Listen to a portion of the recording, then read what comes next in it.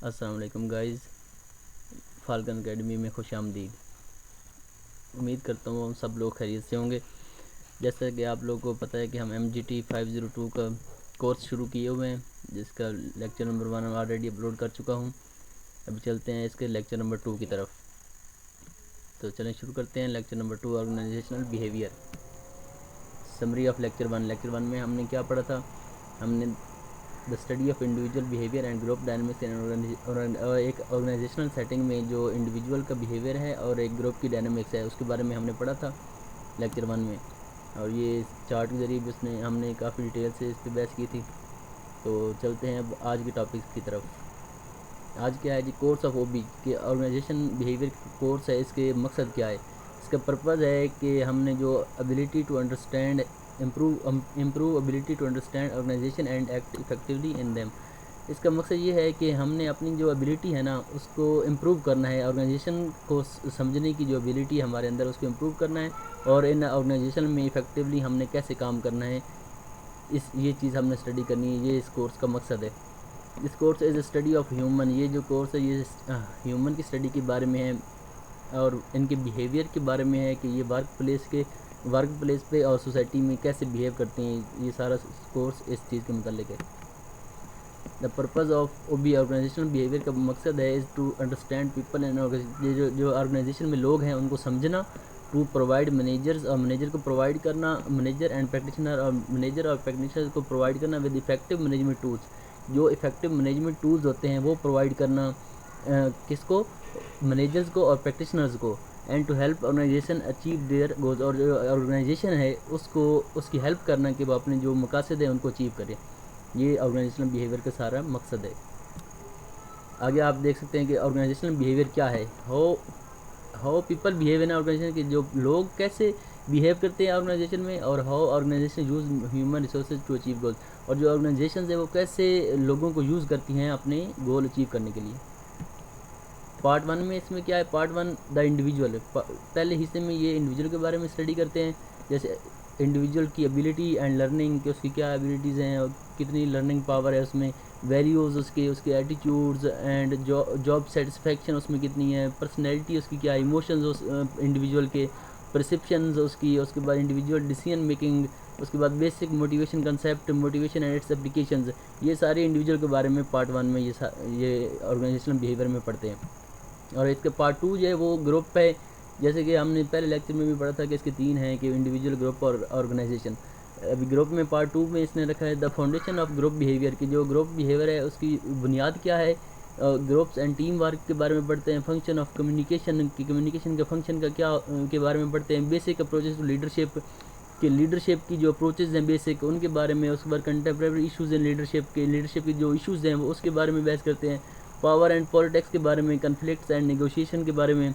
ये सारी चीज़ें हम पार्ट 2 में, ग्रुप रिलेटेड चीज़ें हैं ये सारी, ये हम ग्रुप पार्ट 2 में पढ़ते हैं। इसके बाद पार्ट 3 है वो ऑर्गेनाइजेशन सिस्टम है। पार्ट 3 में उसमें ऑर्गेनाइजेशन का स्ट्रक्चर पढ़ते हैं, वर्क डिज़ाइन और टेक्नोलॉजी जो यूज़ हो रही है उसके बारे में पढ़ते हैं, HR पॉलिसीज़ जो होती हैं उसकी जो प्रैक्टिसेस होती हैं। उसके बाद ऑर्गेनाइजेशन कल्चर के बारे में पढ़ते हैं। उसके बाद ऑर्गेनाइजेशन चेंज कैसे आ रहा है, जो दिन ब दिन चेंज हो रहा है उसके बारे में। उसके बाद जो स्ट्रेस मैनेजमेंट है उसके बारे में पढ़ते हैं। इस तरह जो बेसिक ऑर्गेनाइजेशनल बिहेवियर का मॉडल है वो आपको पता है कि इंडिविजुअल लेवल से शुरू होता है, फिर दूसरे नंबर पे ग्रुप लेवल है और पार्ट 3 में ऑर्गेनाइजेशनल सिस्टम लेवल है। तो ये 3 लेवल हैं OB के, ऑर्गेनाइजेशनल बिहेवियर के 3 मॉडल हैं। उसको आपने ब्रीफ में भी पढ़ा कि कौन से मॉडल में कौन सी चीज़ें आती हैं। आगे आप पढ़ेंगे performance management. Organizational performance, efficiency क्या होती है? What is efficiency? Efficiency a measure of how well resources are used to achieve a goal, कि जो आपके पास रिसोर्सेज हैं वो आप कैसे मैनेज करते हैं किसी गोल को अचीव करने के लिए। इसको आप डूइंग थिंग्स राइट, की चीज़ों को कैसे ठीक कर सकते हैं आप, इसको आप एफिशिएंसी कहते हैं।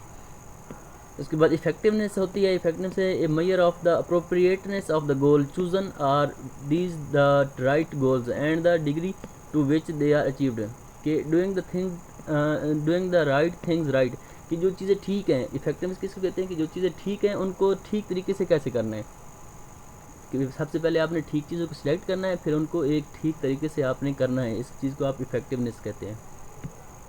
उसके बाद टू परफॉर्मेंस डायमेंशन, ये दो परफॉर्मेंस डायमेंशंस हैं आपकी, एफिशिएंसी और इफेक्टिवनेस। जैसे कि आप पढ़ चुके हैं कि making best use of resources, उसको एफिशिएंसी कहते हैं किसी भी गोल को अचीव करने के लिए। और इफेक्टिवनेस जो होती है चूजिंग इफेक्टिव गोल, कि आपने जो इफेक्टिव गोल्स हैं उनको अचीव करना है, पहले आपने उनको चूज़ करना है और फिर उनको आपने अचीव करना है, इसको आपकी इफेक्टिवनेस कहते हैं। ये डूइंग थिंग राइट, ये हो गया एफिशिएंसी, और doing the right things right, ये हो गया इफेक्टिवनेस। ठीक है, आगे चलते हैं। कोर्स स्ट्रक्चर क्या है, कि इसका जो एक स्ट्रक्चर पूरा गया, आपने पहले इसको रीड करना है, इसमें लेक्चर्स होंगे, असाइनमेंट्स होगी और एग्ज़ाम होगा, ये इसका स्ट्रक्चर है। उसके बाद रिकमेंडेड बुक्स वो बताई हुई है, ये 3 बुक्स 4 बुक्स उन्होंने बताई हुई हैं, इसमें इसके रिलेटेड मटेरियल आप हासिल कर सकते हैं। आगे चलते हैं, coming back to the subject the OB, अभी व्हाट इज़ ऑर्गेनाइजेशनल बिहेवियर, अभी उसमें ये कह रहे हैं कि व्हाट मैनेजर्स डू, मैनेजर क्या करते हैं। मैनेजर होते हैं वो इंडिविजुअल होते हैं, पर्सन होते हैं, बंदे होते हैं, who achieve goals through other people, जो दूसरे लोगों के ज़रिए अपने गोल्स को अचीव करते हैं। मैनेजर वही होता है ना जो मुख्तलिफ लोगों से अपने हेल्प लेके एक ऑर्गेनाइजेशन में अपने जो गोल्स हैं उनको अचीव करता है। But managers do get things done through other people, दूसरे लोगों से वो काम करवाते हैं जो मैनेजर्स होते हैं। मेक डिसीजन, वो डिसीजन करते हैं। एलोकेट रिसोर्सेज को वो एलोकेट करते हैं, और डायरेक्ट एक्टिविटीज़ को वो डायरेक्ट करते हैं टू अटेन गोल्स, मतलब वो डिसीजन करते हैं, रिसोर्सेज को मैनेज करते हैं और दूसरे लोगों की मदद से अपने काम को, अपने जो गोल्स हैं उसको हासिल करते हैं। Do their work in organisation, और ये एक ऑर्गेनाइजेशन में वर्क करते हैं, ये सारे काम ऑर्गेनाइजेशन में हो रहा होता है। 4 मैनेजमेंट फंक्शंस, मैनेजमेंट की जो 4 फंक्शन वो क्या है, एक प्लानिंग है, वो चीज़ों को प्लान करते हैं। उसके बाद लीडिंग है, वो लोगों को लीड करते हैं, ऑर्गेनाइज करते हैं और कंट्रोल करते हैं। ये 4 मैनेजमेंट फंक्शंस हैं। एक जो मैनेजर है उसके ये 4 फंक्शन होते हैं कि वो चीज़ों को प्लान करता है, लीड करता है, ऑर्गेनाइज करता है और उनको कंट्रोल करता है। तो आगे चलते हैं। आगे न्यू मैनेजरियल फंक्शन, कि जो मैनेजमेंट के ये कुछ और भी फंक्शन है। To provide leadership and direction, leadership और डायरेक्शन प्रोवाइड करने, टोटल क्वालिटी मैनेजमेंट, कि वो क्वालिटी मैनेजमेंट करते हैं और कंटिन्यूस इम्प्रूव करते हैं चीज़ों को। वो एक क्वालिटी मैनेजमेंट करते हैं और चीज़ों को कंटिन्यूसली इम्प्रूव करते हैं। टोटल क्वालिटी मैनेजमेंट क्या है, एक कंसेप्ट है, ये दिया था ई एडवर्ड्स, इसने दिया था ये कंसेप्ट, ये अहम सवाल है, इसको आप याद रखें। Deming to promote customer satisfaction through continuous improvement of business, कि आपने अपनी चीज़ों की कंटिन्यूस इम्प्रूवमेंट करके जो आपके कस्टमर हैं उनको सेटिस्फाई करना है। इस सारी चीज़ को आप टोटल क्वालिटी मैनेजमेंट कहते हैं, कि आपने दिन ब दिन अपनी क्वालिटी को इम्प्रूव करना है। उसके बाद कंटिन्यूस इम्प्रूवमेंट क्या होती है, requires all employees to improve the quality, इसमें मतलब तमाम जो आपके एम्प्लॉय होते हैं वो इन्वॉल्व होते हैं, वो चीज़ों को कंटिन्यूसली इम्प्रूव करते हैं। ये एक ऑन गोइंग प्रोसेस है, ये मतलब एक दिन में नहीं हो सकता, ये दिन ब दिन आप इन चीज़ों को इम्प्रूव करते हैं, ये कंटिन्यूस इम्प्रूवमेंट इसको कहते हैं। और ये जो managing quality become everyone job, ये एक सबका काम है कि आप इसको कंटिन्यूसली इम्प्रूव करें। इसमें the 4P cycle of continuous improvement, इसमें 4 ये उन्होंने साइकिल बताया हुआ है कि ये 4 प्रोसेस का एक साइकिल है, ये इससे कंटिन्यूस इम्प्रूवमेंट आती है। जैसे skilled motivated people who can handle change, less stress, ये फिर प्रोडक्ट्स पे आ जाएंगे, प्रोडक्ट्स को अच्छा करेंगे। उसके बाद प्रोसेस हैं जो उसको ये तेज़ करेंगे, फ्लेक्सिबल करेंगे। उसके बाद प्रोडक्टिविटी, लेस वेस्टफुल होगा, मोर एफिशिएंट होगा। मतलब ये एक प्रोसेस है कि आप लोगों को मोटिवेट रखेंगे तो वो आपके प्रोडक्ट्स को अच्छा बनाएंगे और प्रोसेस को आसान करेंगे और आपकी प्रोडक्टिविटी ऑटोमेटिक ज़्यादा होगी। ये एक कंटिन्यूस प्रोसेस है इम्प्रूवमेंट का। Management roles, what is management roles, ये एक set of expected behaviour associated with the manager, ये मैनेजर से एसोसिएटेड एक मतलब सेट ऑफ रोल्स बिहेवियर है जो मैनेजर्स का होता है। ये लर्न भी होता है और डेवलप भी किया जाता है, ये आप सीख सकते हैं और अपने अंदर डेवलप कर सकते हैं। वेरी बाई लेवल एंड ये लेवल ऑर्गेनाइजेशन के जितने लेवल होते हैं ना उनमें ये वेरी करता है। जैसे इंटरपर्सनल रोल्स हो गए, उसके बाद इंफॉर्मेशनल रोल्स हो गए, डिसीजन रोल्स हो गए, ये सारे मैनेजर्स के वो रोल्स होते हैं। इन लेवल्स के ज़रिए वो अपने जो एक और उसके बिहेवियर का जो सेट है उसको वेरी करता है। आगे मैनेजरियल स्किल्स क्या होती हैं, ये होती है जी ability of proficiency and performing particular task, कि आपके अंदर एक मखसूस एफिशिएंसी होती है किसी एक टास्क को करने के लिए। उसके बाद लर्न, और आप ये सीख भी सकते हैं और अपने अंदर डेवलप कर सकते हैं, और ये भी वेरी होती है level by level in the organisation. और इसमें टेक्निकल स्किल्स आती हैं, एनालिटिकल स्किल्स जैसे decision making skills, computer skills, human relation skills, communication skills, conceptual skills, ये सारी स्किल्स, ये सारी मैनेजरियल स्किल्स हैं। ये आपको ये लेवल और लेवल में ये मैनेजर्स के अंदर होनी चाहिए और ये ऑर्गेनाइजेशन में वेरी करती हैं level by level. Skill type needed bye manager level, कि मैनेजर लेवल पे जो स्किल्स हैं वो इस चार्ट के जरिए समझाया हुआ है कि जो टॉप मैनेजर होते हैं उनके बाद जो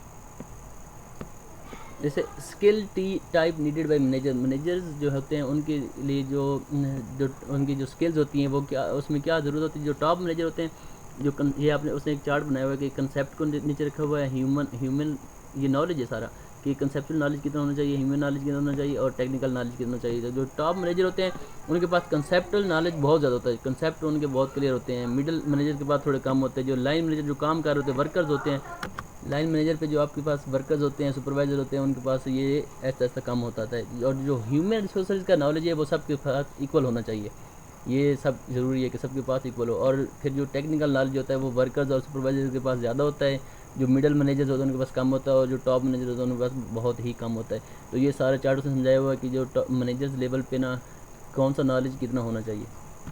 तो आगे चलते हैं skill exhibited by an effective manager. जो इफेक्टिव मैनेजर होता है उसमें कौन सी स्किल्स होनी चाहिए, उसके जो गोल्स हों वो क्लैरिफाई हुए हों और जो ऑब्जेक्टिव फॉर एवरीवन इन्वॉल्व्ड और जो उसकी ऑब्जेक्टिव्स और गोल्स वो बिल्कुल क्लियर होने चाहिए इफेक्टिव मैनेजर के।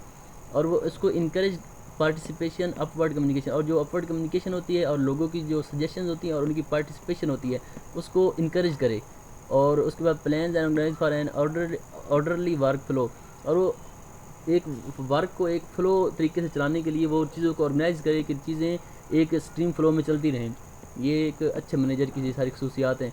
और उसके पास टेक्निकल एंड एडमिनिस्ट्रेटिव एक्सपर्टीज़ होनी चाहिए और आंसर ऑर्गेनाइजेशन रिलेटेड क्वेश्चन, और उसको ऑर्गेनाइजेशन लेवल के जो क्वेश्चन होते हैं उनके आंसर आने चाहिए। मतलब उसकी जो टेक्निकल और एडमिनिस्ट्रेटिव एक्सपर्टीज़ वो जब ऑटोमेटिकली उसके पास होंगी तो ऑर्गेनाइजेशन रिलेटेड जितने भी क्वेश्चन होंगे उसके जवाब उसको आते होंगे। और उसको फैसिलिटेट करना चाहिए वर्क को, टीम बिल्डिंग और ट्रेनिंग को, कोचिंग को, सपोर्ट को और लोगों को सपोर्ट करना चाहिए। ये सारी चीज़ें उसमें होनी चाहिए उसको इफेक्टिव मैनेजर बनने के लिए। उसके बाद प्रोवाइड फीडबैक ऑनेस्टली, और उसको फीडबैक वो दे लोगों को ईमानदारी के साथ, जिसकी वजह से लोगों का मोराल बढ़ता है, उनको बकअप करें, उनकी ट्रेनिंग करें, लोगों को सपोर्ट करें। ये सारी इफेक्टिव मैनेजर की खसूसियात है। Keep thing moving by relying और शेड्यूल के मुताबिक चीज़ों को चलाने पर यकीन रखता हो और डेडलाइंस के मुताबिक काम करे और रिमाइंडर्स लोगों को रिमाइंड करवाता रहे। कंट्रोल्स डिटेल्स विदाउट बीइंग ओवरबेयरिंग, मतलब चीज़ों को कंट्रोल में रखिए और बहुत ज़्यादा प्रेशर ना डाले लोगों पे। उसके बाद अप्लाई रीज़नेबल प्रेशर फॉर गोल, और एक ख़ास हद तक लोगों को वो पुश करे और उनको मतलब गोल्स को अचीव करने के लिए लोगों को एक ख़ास हद तक प्रेशराइज़ करे और बहुत ज़्यादा प्रेशराइज ना करें। एम्पावर एंड डेलीगेट्स की duties to other while maintaining goal clarity and commitment, और लोगों को उसने पावर्स दी हो, जो छोटे लेवल पे सुपरवाइजर हैं उनके पास पावर हो कि वो काम को चला सकें। रिकगनाइज गुड परफॉर्मेंस, और जो उनमें अच्छा काम करे लोग उनको रिवार्ड दे और उसकी पॉजिटिव इन्फोर्समेंट करे, जिससे लोगों का मोराल ऑटोमेटिक अप होता है। तो ये सारी 11 खसूसियात उसने बताई इफेक्टिव मैनेजर्स की। ये बहुत अहम है, ये आपके क्वेश्चन में शॉर्ट क्वेश्चन आ सकता है, लॉन्ग क्वेश्चन भी आ सकता है, इसको आप अच्छी तरह याद करें। Evolution of the 21st century manager. 21st century manager ये पहले ये पास्ट मैनेजर है, ये भी अहम सवाल है। पास्ट मैनेजर क्या होते थे और जो आजकल के मैनेजर्स हैं उनमें क्या फ़र्क है, ये बहुत अहम सवाल में। इसमें आप देखते हैं कि प्राइमरी रोल है, लर्निंग एंड नॉलेज है, कंपनसेशन क्राइटेरिया है, कल्चरल ओरिएंटेशन है। ऑर्डर गिवर थे, पहले वाले ऑर्डर देते थे, प्रिविलेज एलीट, और जो बड़े लोगों को सिर्फ प्रिविलेज देते थे, मैनिपुलेटरी कंट्रोलर मतलब ये।